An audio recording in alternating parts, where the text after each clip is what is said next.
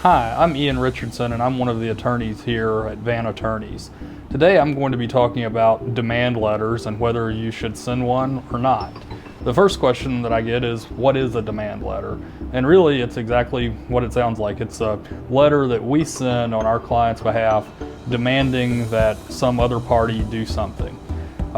We can be asking the other party to pay money, we can be asking another party to stop doing something. It really just depends on the situation. There are certainly pros and cons associated with sending a demand letter.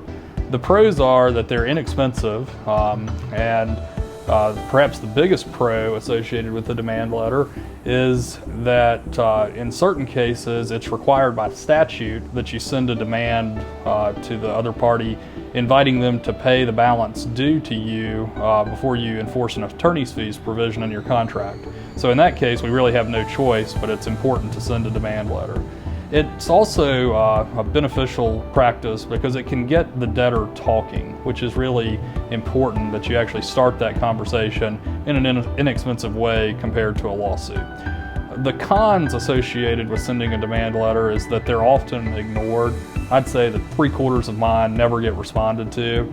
It somewhat slows down the process, but you get to control in general how much time you give the other side to respond. And some debtors just view a demand letter as an invitation to string you along. So they'll reach out to us, but they really have no intention of actually paying you. I would say that the effectiveness of a demand letter in large part depends on the debtor and what the situation is, but in most cases it never really hurts to at least try sending a demand letter to the other side. If you'd like to explore sending a demand letter to someone, I'd be happy to talk with you about it.